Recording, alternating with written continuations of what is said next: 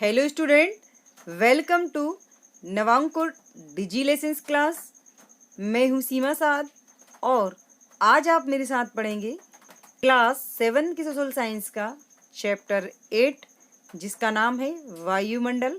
तो स्टूडेंट्स, आज हम इस वीडियो में वायुमंडल के बारे में जानेंगे। तो वायुमंडल से पहले हम थोड़ा सा सौरमंडल के बारे में बात करते हैं।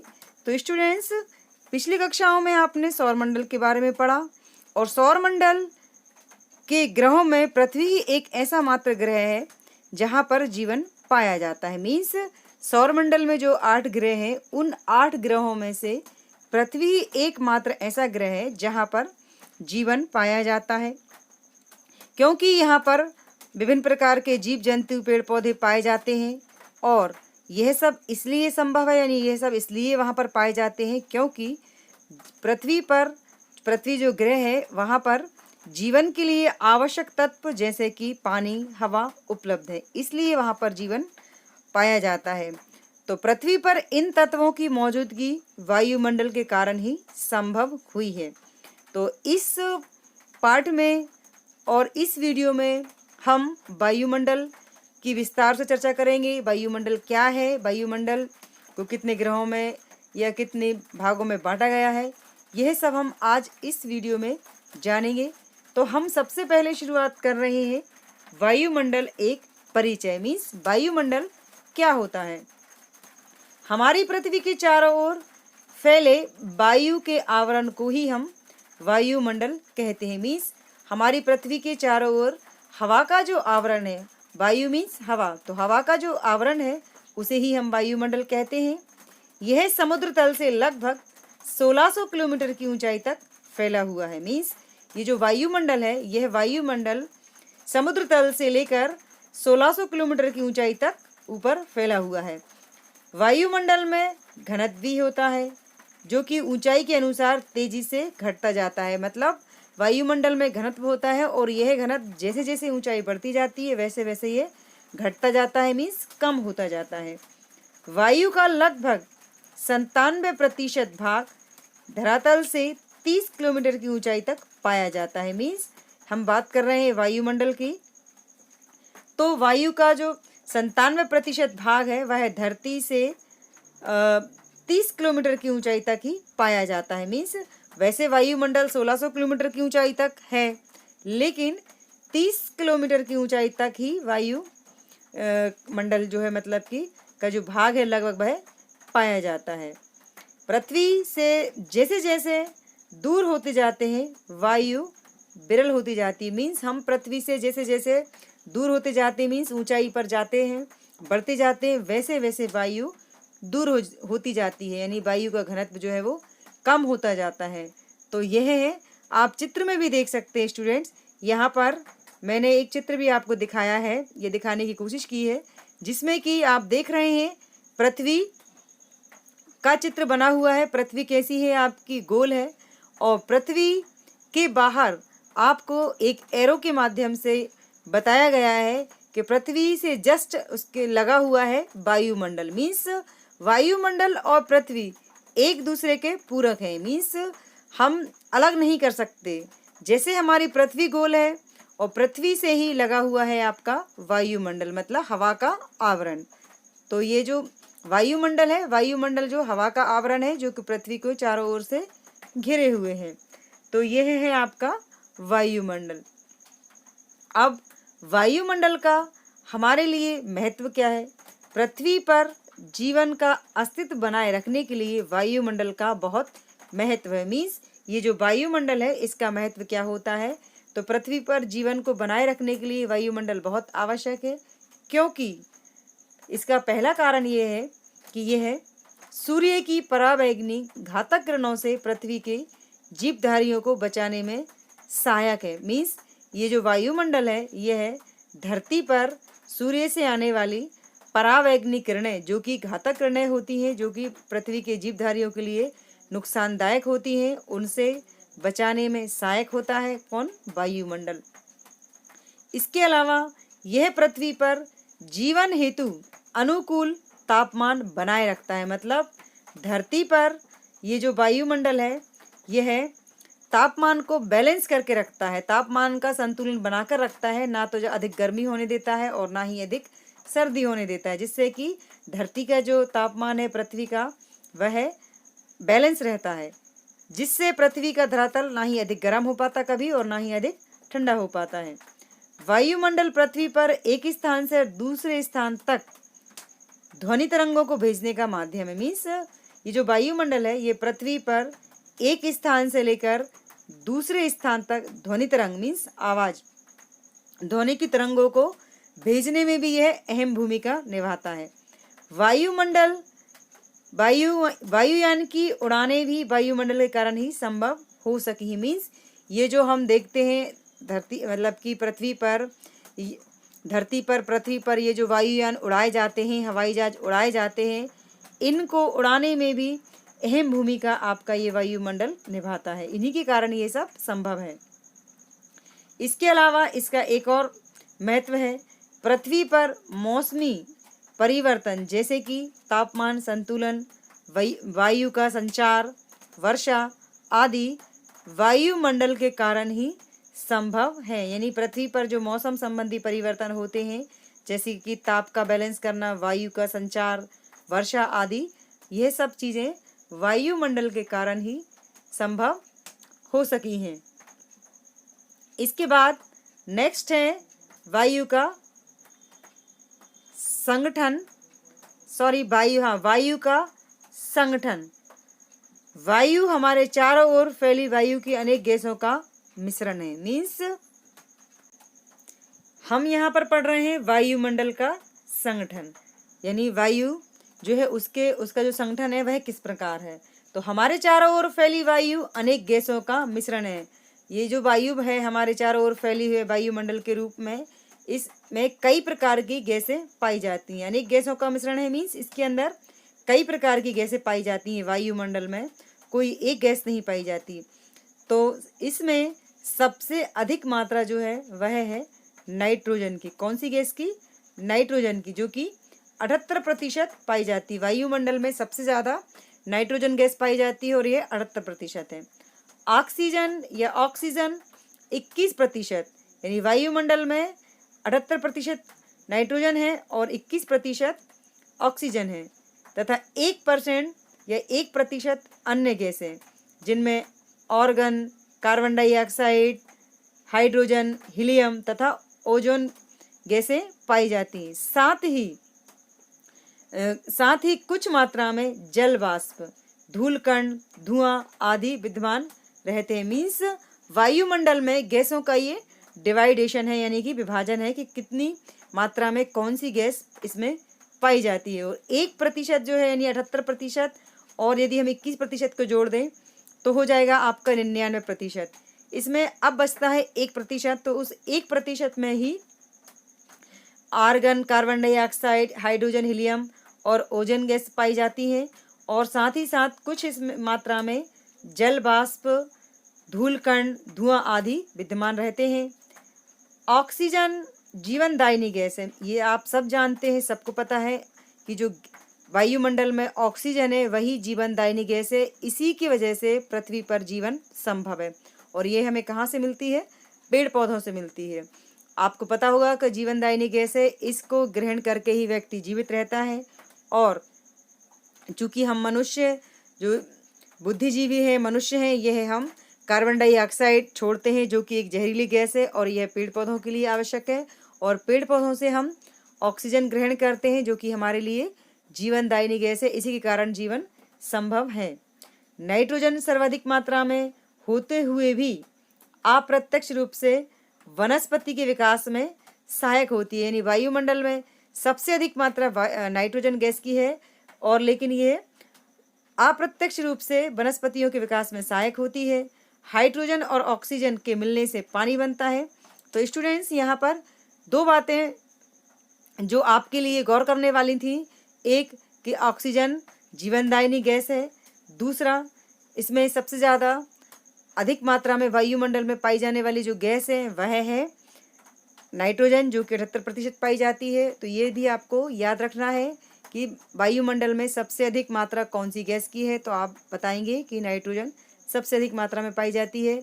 और जब आपसे ये पूछा जाए कि वायुमंडल में ऑक्सीजन गैस की मात्रा कितनी है, तो आपको ये भी याद होना चाहिए कि इसकी मात्रा 21% है।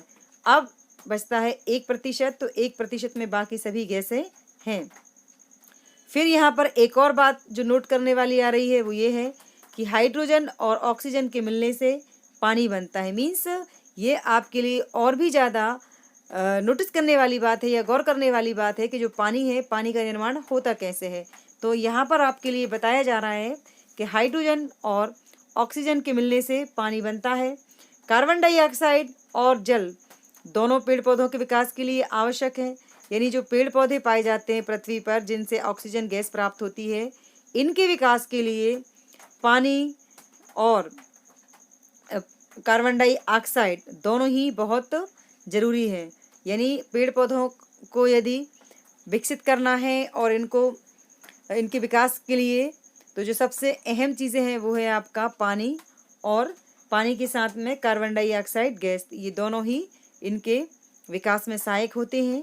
ओजोन गैस सूर्य से आने वाली घातक परावैंगनिक किरणों से हमारी रक्षा करती है। तो वायुमंडल में ओजोन जो गैस होती है, यह गैस सूर्य से आने वाली परावैंगनिक किरणें जो कि बहुत ही हानिकारक होती हैं, घातक होती हैं, इनसे हमारी रक्षा करती है। ओजोन जो गैस है, यह है सूर्य की परावैंगनिक किरणों से जीवधारियों की, धरती पर पाए जाने वाले जीवधारियों की रक्षा करते हैं।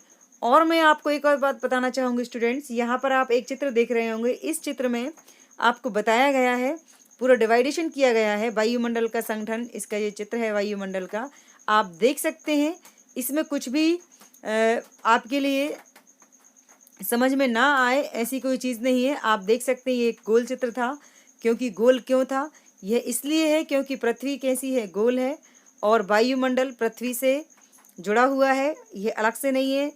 तो वायुमंडल, तो इसमें आपको एक जो गैसों का डिवाइडेशन है, इसको बताने की कोशिश की गई है कि सबसे ज़्यादा ये जो 78% है आपकी नाइट्रोजन गैस, तो ये आपको लिखा है पिंक कलर से, नाइट्रोजन 78% है। उसके बाद ग्रीन कलर से आपको बताया है कि 21% ऑक्सीजन गैस है, और आपको एक छोटा सा अलग से काट कर एक टुकड़ा जैसा बताया गया है, उसमें बताया है कि 1% आपकी अन्य गैसें हैं। यानी कि पूरा इस चित्र के माध्यम से भी आपको बताने की कोशिश की गई है कि वायुमंडल में गैसों का डिवाइडेशन किस प्रकार है।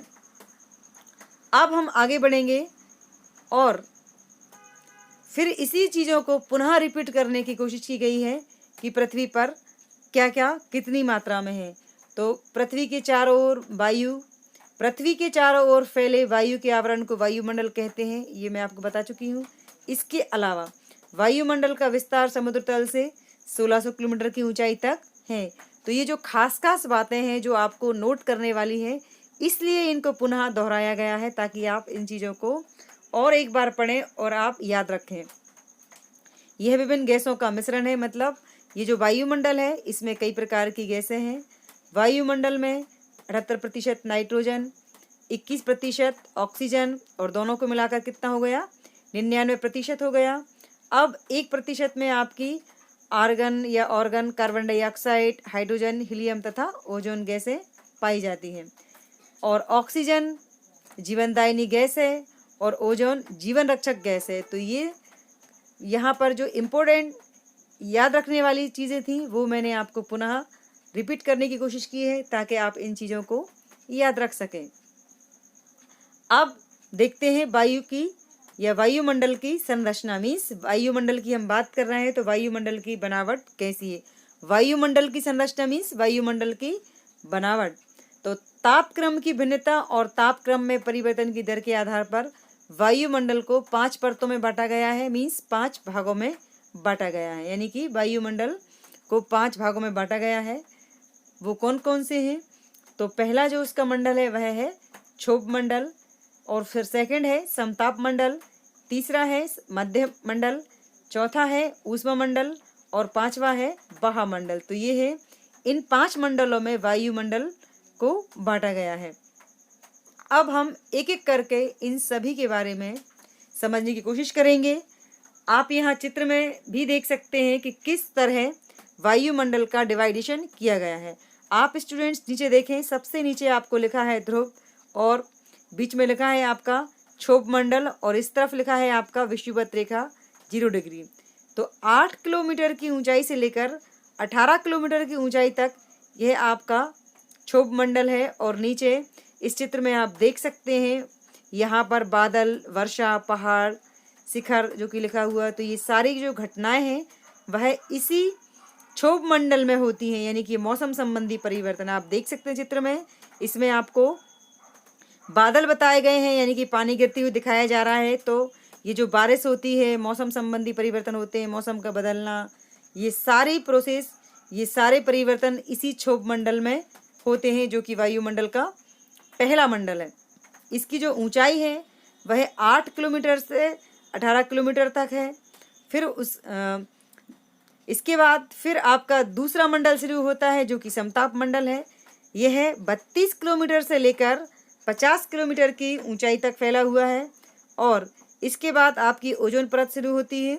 ओजोन परत जो कि समताप मंडल से शुरुआत हो रही है इसकी, यह 50 किलोमीटर से लेकर फिर 80 किलोमीटर तक का जो क्षेत्र है, यह दूरी है, यह आपका मध्य मंडल है। मध्य मंडल यानी कि बीच का मंडल है। जैसा कि मैं आपको पहले ही आपको बता चुकी हूँ कि वायुमंडल को 5 भागों में बांटा गया है। तो बीच का जो मंडल है वह है मध्य मंडल। मध्य वैसे भी मध्य मीन्स होता है बीच का या सेंटर पॉइंट हम जिसको बोलते हैं। तो बीच का जो भाग है वायुमंडल का उसे मध्य मंडल कहा गया है। इसी में आपके उल्का पिंड है, इनकी उल्काओं के बारे में बताया गया है, जो कि 50 किलोमीटर से लेकर 80 किलोमीटर की जो दूरी है ये मध्य मंडल का है, यह मध्य मंडल है यह। इसके बाद आप चित्र में देख सकते हैं, इसके बाद का जो ऊपर का जो एरिया है वह है रेडियो तरंगों का परावर्तन, जो कि 80 किलोमीटर से लेकर ऊपर आपको ऊष्मा मंडल, ऊष्मा मंडल के बाद आपका वायुमंडल जो कि सबसे लास्ट का मंडल है, वहाँ तक 80 से लेकर 400 किलोमीटर की ऊंचाई तक यह मंडल मतलब कि बांटा गया है। सबसे लास्ट का जो आपका वायुमंडल का जो मंडल है वह है वायुमंडल। वहाँ तक 80 से लेकर 400 किलोमीटर की ऊंचाई तक यह पाया जाता है। तो इस चित्र के माध्यम से भी आप समझ सकते हैं कि वायुमंडल का डिवाइडेशन किस प्रकार है, या वायुमंडल को ये जो 5 भाग है किस तरह उनको विभाजित किया गया है या उसका डिवाइडेशन किया गया है। अब हम एक एक मंडल के बारे में यहाँ पर विस्तार से समझने की कोशिश करते हैं। तो जैसा कि आपने सबसे नीचे चित्र में देखा था क्षोभ मंडल, और वायुमंडल का जो पहला मंडल है वो क्षोभ मंडल है।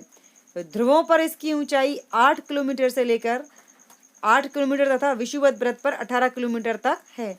अभी मैंने आपको बताया भी था चित्र में कि ये जो क्षोभ मंडल है ये 8 किलोमीटर से लेकर विषुवत वृत्त पर 18 किलोमीटर तक फैला हुआ है। यानी क्षोभ मंडल 8 किलोमीटर से 18 किलोमीटर की ऊंचाई तक फैला हुआ है। इसी परत पर या इसी मंडल में जल वाष्प तथा धूल के कण पाए जाते हैं। मौसम संबंधी सभी घटनाएं जैसे कि बादल, वर्षा और तूफान आदि सभी घटनाएं इसी क्षोभ मंडल में घटित होती हैं। इसी परत में सभी प्रकार का जीवन पाया जाता है। इसमें ऊंचाई के साथ साथ तापमान घटता बढ़ता रहता है। मीन्स जैसे जैसे वायुमंडल की ऊंचाई बढ़ती जाती है वैसे वैसे तापमान घटता जाता है। धरातल से प्रति 165 मीटर की ऊंचाई के साथ 1 डिग्री सेल्सियस की दर से तापमान घटता है। यानी कि धरती से, धरातल मीन्स धरती से प्रति 165 मीटर ऊंचाई के साथ ही 1 डिग्री सेल्सियस की दर से तापमान घटता है। यानी कि धरती से 165 मीटर की ऊंचाई बढ़ने के बाद हम ये कह सकते हैं जैसे जैसे हम ऊंचाई में बढ़ेंगे या जाएंगे तो प्रति 165 मीटर की ऊंचाई के बाद आपका 1 डिग्री सेल्सियस तापमान घट जाएगा। इस मंडल को हम परिवर्तन मंडल के नाम से भी जानते हैं। अब हमारा जो नेक्स्ट मंडल है वह है समताप मंडल। दूसरा जो मंडल है वायुमंडल का वह है समताप मंडल। वायुमंडल की दूसरी परत समताप मंडल कहलाती है। मैंने आपको अभी चित्र के माध्यम से भी बताने की कोशिश की थी कि वायुमंडल की दूसरी परत को हम क्या कहते हैं, समताप मंडल कहते हैं। इसमें 20 किलोमीटर की ऊंचाई तक तापमान समान रहता है, यानी कि 20 किलोमीटर तक तापमान एक सा रहता है, उसके बाद फिर इसमें चेंज होता है, और जैसे ही फिर 20 किलोमीटर के बाद इसका तापमान जो है वो बढ़ने लगता है। थर्ड है मध्य मंडल, यानी कि बीच का मंडल। तो इस मंडल की ऊंचाई समुद्र तल से 50 से लेकर 80 किलोमीटर तक है, यानी कि मध्य मंडल की ऊंचाई कितनी है, 50 से लेकर 80 किलोमीटर तक है। इस मंडल में जल वाष्प, बादल तथा धूल के कण की कमी के कारण तापक्रम कम है, यानी कि इस मंडल में जल वाष्प, बादल एवं धूल के कण की कमी के कारण तापक्रम यानी कि तापमान कम होता है, और पवन काफ़ी तीव्र गति से बहती, यानी कि इस मंडल में पवन या हवा काफ़ी तेज गति से प्रवाहित होती है। इसके बाद चौथा जो मंडल है वह क्या है, ऊष्मा मंडल है। वायुमंडल का जो चौथा भाग है वो है ऊष्मा मंडल। ऊष्मा मंडल का फैलाव समुद्र तल से 80 किलोमीटर की ऊंचाई से शुरू होता है, यानी कि चौथा जो उसका मंडल है वह 80 किलोमीटर की ऊंचाई से शुरू होता है, और इस मंडल में वायु का घनत्व जो है बहुत कम है, यानी इस मंडल में वायु बहुत कम होती है, और इसमें ऊंचाई के साथ साथ तापक्रम बढ़ता जाता है। जैसे जैसे ऊंचाई बढ़ती जाती है वैसे वैसे तापमान भी बढ़ता जाता है। और इसके अलावा इन मंडलों में, यानी कि जो चौथा मंडल है आपका ऊष्मा मंडल, इन मंडलों में गैसों की 2 परतें हैं, यानी कि 2 गैसों की परतें भी पाई जाती हैं, जिनमें ओजोन परत और आयन परत के नाम से हम जानते हैं। ओजोन परत का फैलाव पृथ्वी से 32 किलोमीटर से लेकर 80 किलोमीटर की ऊंचाई तक है। इसमें ओजोन गैस की प्रधानता होती है, मीन्स इस मंडल में ओजोन गैस सबसे अधिक मात्रा में होती है। कहाँ से कहाँ तक, 32 से लेकर 80 किलोमीटर की ऊंचाई तक। यह परत सूर्य से पृथ्वी पर आने वाली हानिकारक परावैंगनी किरणों को सोख लेती है। जो ओजोन गैस है तो यह गैस जो कि ऊष्ममंडल में पाई जाती है, सूर्य से आने वाली हानिकारक परावैंगनी किरणों से पृथ्वी के जीवधारियों की रक्षा करती है। आयन जो परत है वह पृथ्वी से 80 से लेकर 400 किलोमीटर की ऊंचाई पर है, यानी कि आयन परत कहाँ पर पाई जाती है वायुमंडल में, 80 से लेकर 400 किलोमीटर की ऊंचाई तक, यानी फिर 80 के बाद ही 400 किलोमीटर की ऊंचाई तक ही जो लास्ट मंडल है वह बचता है, और वहीं से इसके यह पाई जाती है वहाँ। इस परत में मौजूद विद्युत कण पृथ्वी से प्रक्षेपित तरंगों को रोककर पुनः पृथ्वी पर लौटा देती है, यानी ये जो मंडल होता है चौथा वाला ऊष्मा मंडल, इस परत में विद्युत कण पृथ्वी से जो प्रक्षेपित होती हैं तरंगें, ध्वनि तरंगें, उन्हें रोककर पुनः पृथ्वी पर वह वापस भेज देता है, और इस तरह यह हमें रेडियोधर्मी ट्रांजिस्टर के माध्यम से विभिन्न प्रकार के रेडियो प्रोग्राम सुनने में भी मदद करती है। ध्रुवों पर ध्रुवीय प्रकाश की झलक इस परत के कारण ही दिखाई पड़ती है, यानी कि ध्रुवों पर जो प्रकाश की झलक दिखाई पड़ती है वह इस ऊष्ममंडल के कारण ही दिखाई पड़ती है। लास्ट और अंतिम जो वायुमंडल की परत है वह है वाहमंडल। यह मंडल वायुमंडल की सबसे बाहरी परत है, यानी कि जो वाहमंडल है ये वायुमंडल की सबसे बाहरी परत है, यानी सबसे अंतिम परत है, और इसकी ऊपरी सीमा अनिश्चित है, मीन्स इसका कोई मतलब कि ऊपरी सीमा निश्चित नहीं है कि वो कहाँ तक फैली हुई है। इस परत में वायु का घनत्व सबसे कम है, यानी कि जो लास्ट का जो मंडल है इसमें ही वायुमंडल की घनत्व सबसे कम होता है, और यहाँ वायु कैसी है, विरल है।